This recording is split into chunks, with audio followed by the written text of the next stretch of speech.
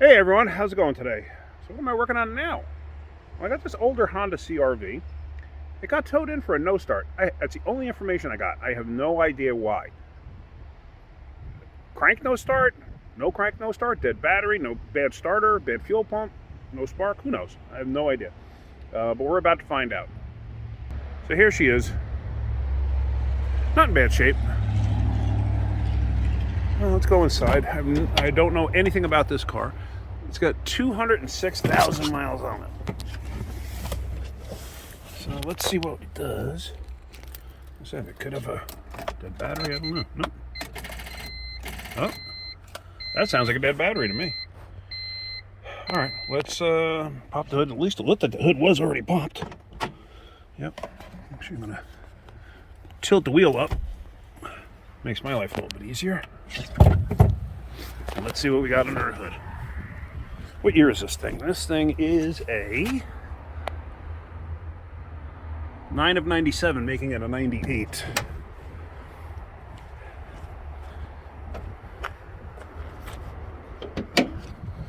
There we go. What is that? The 2 liter? Yep, 2 liter. Pretty durable, bulletproof motor. I think the starters are in the back on these, I don't recall. Let me get the hood prop hooked up. But now first, what we're going to do, I think the starter's in the back on these. Yeah, it must be. Down there somewhere. Oh yeah, it's right there. Duh. But I'm not sure if it's a starter. I don't think it is. I think it's a dead battery. So let's get a jump pack on here and let's see what happens. So there we got our booster pack hooked up, and if you can see it, it says 8.9 volts. Definitely not enough to start it. So now let me turn this on. Bring it up to 12.9. Now let's see if it starts.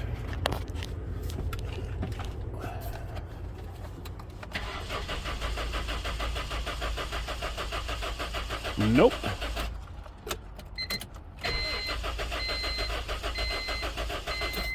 Okay. The plot thickens. So what's going on? Obviously, they were probably cranking it to try to get it started.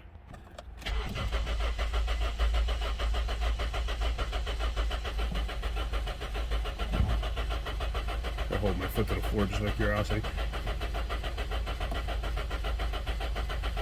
No, okay. I notice the tack isn't jumping. That doesn't really necessarily mean anything.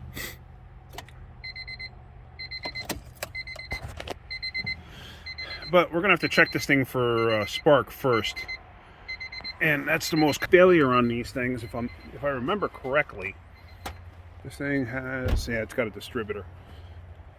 These things were notorious for the igniter inside going bad, and at this point, if that's the case, we are just going to put a whole distributor in it. At this point, I don't think this thing has a Schrader valve to check fuel pressure. No, it does not. You have to take a fuel line off. They make test fittings that you can put in place. That's a fuel filter right there. All right, yeah, let's check this thing for spark. Check that out.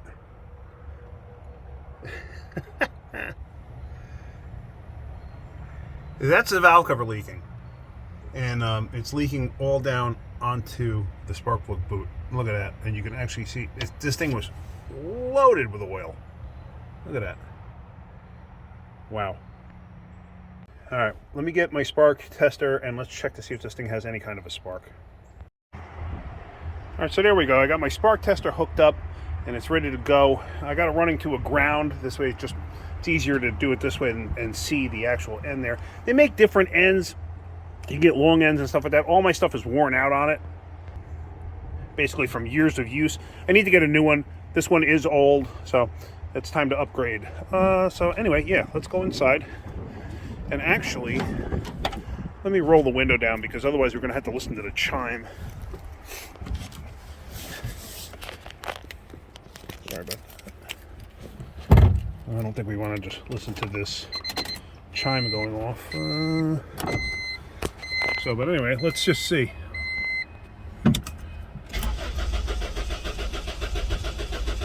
We have no spark. Okay. Well, I can tell you this. Wow, the chime is annoying. super common failure on these earlier CRVs is the distributor. Distributor is all one piece with, in terms of like the coils inside the distributor and everything else. It's a very common failure that like the igniter and that goes bad. And in all honesty, at this point, may as well put a distributor on it. So I'm pretty confident that's what we're going to find, is that this distributor's no good.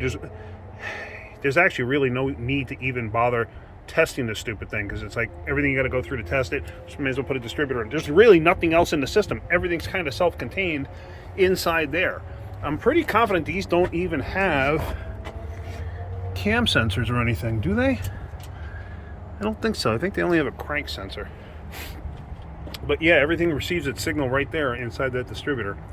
It's where it's got the igniter, the coil, and everything else. So you know what? I'm just going to get a distributor for this thing and throw it in there. So let's get one on its way. So this should tell you how popular this failure is. The parts store has these in stock. It's a brand new distributor. There's 3 bolts that hold it in place. They're 12 millimeters. There's one here, one back there, one connector, and you got your 4 ignition wires. Now the one nice thing about this is that's the drive for the distributor. As you can see, it's offset. Oops. So that's the actual drive itself. So basically it can only go in one way. You're not going to mess that up. You can set the timing on this. So let me go ahead and let's get this one taken out and let's get the new one in. So like I said, it's 3 12 millimeter bolts. Let me take the ignition wires off. And look at that, the ignition wires are actually labeled. So I don't know if these have a date code on them anywhere. I can't really tell. Hard to see. Okay. All right, let's get these off of there and let's get everything changed over. Got the wires off. The connector itself comes apart pretty darn easy. I just slid it off there. The whole thing is cracking because of its age. But basically, you push the tab down right there and unlatches it and pull it apart. So now with that off, basically it's those 3 bolts. I'm going to take those out and we're going to pull it out. I got the 2 bottom bolts out over there, so now it's just this one last one up here. A lot of times what happens, if I remember correctly, these things kind of like seize in place. Oh no, I actually started moving already. See how it's separated? Maybe that's just because I'm used to the up north cars. So now when it's coming out, what you want to pay attention to is the orientation of that drive. So you don't want to rotate it as it's coming off. All right, so see that? See how that drive is? That's how you're going to want to set that one up to go back in its place. So now, all I'm going to do is I'm going to kind of orientate this. Orient, is that the right wording? Yeah, I think so. So I'm going to try to get that roughly how the other one is. Actually, no, I'm incorrect. See that? It's like this. So if you look, that one's kind of pointing right at that pin. So let's do the same with this one. Point that like right about at that pin. Kind of like how that one is. So now you got a new O-ring. A lot of times too, these O-rings, they get all dried up and brittle and crack and everything else. And that creates a problem. And you want to also check that too. Make sure you don't have like a lot of debris or anything else in there. So then, basically,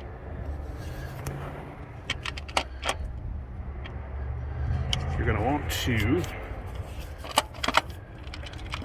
oh, see that? Just pop it right in place like that. So now with that in place, catch your bolts.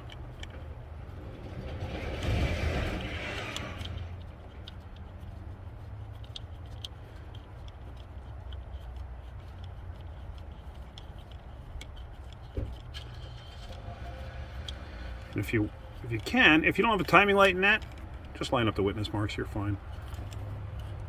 Well, what I should say is line up what was the witness marks. In other words, you can kind of look there and you can kind of judge how it was sitting beforehand, and that's kind of how you're going to want to get it in place on the new one. So that being said, oops, let me back up. That being said, roughly there is about close. So what you're going to do is catch all the bolts, tighten them up in that spot, and your timing is going to be pretty darn close. Especially, like I said, if you don't have a timing light, this will work. You'll be fine with it. So with the 3 bolts in place, basically you're just going to tighten everything down, and then we're going to put the ignition wires on. So those are tight, and actually before the ignition wires, I'm going to hook up the wiring here. It's just a plug-in. And like I said, that, oops, this is backwards. I'm sorry if I came off of there. It's going to go this way. And that should plug directly in, like such, just like that. And it's going to clip onto this clip here. And as you can see, if you look close, you see how it's cracked, but it'll still latch in place. Now the wires themselves, they should pretty much fall into place. And the nice thing is, if I'm not mistaken, oh, they have A and C. They don't have it numbered. They used to have it numbered. That's an original cap, if I'm not mistaken. So, but whatever. Anyway, so let me get these in place. And then it should be, yeah. It should be 1, 2, 3, 4, if I'm not mistaken. So let's get this all in place. All right, so the wires are in place. So let's see if we got it. Let's see if we have spark now. Let me actually start if it's the whole problem. Let's find out. I can't even reach the key, unfortunately. Close the door so we don't want to listen to that God-forsaken chime. Oh yeah. I don't know if you could see that, but oops, hold on, focus. There we go.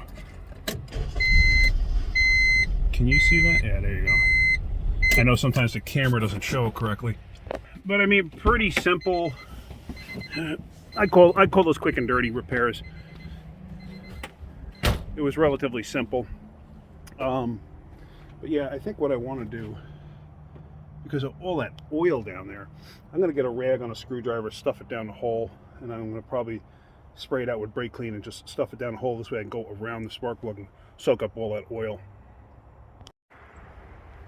Alright, so super simple. Just taking a rag, stuffing it down a hole, and using the screwdriver to go in and around the spark plug. That's all. Just pack it in there, just to get it soaked up. That's all I want to do. I'm not going to go crazy with it. I'll spray off the end of the spark plug boot with brake clean, and I'm going to spray the top of this with brake clean just to flush down the oil that was residual in there. But there you see it's soaking it up, and now you can actually see the top of the spark plug again.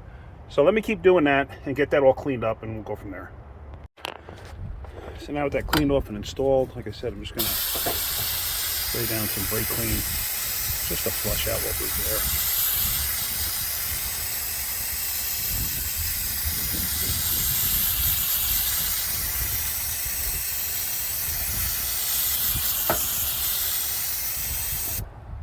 That's all. Keep that looking pretty. Now let's start her up again. Plus I want to make sure she's charging too. The gauge on the booster will actually tell me that.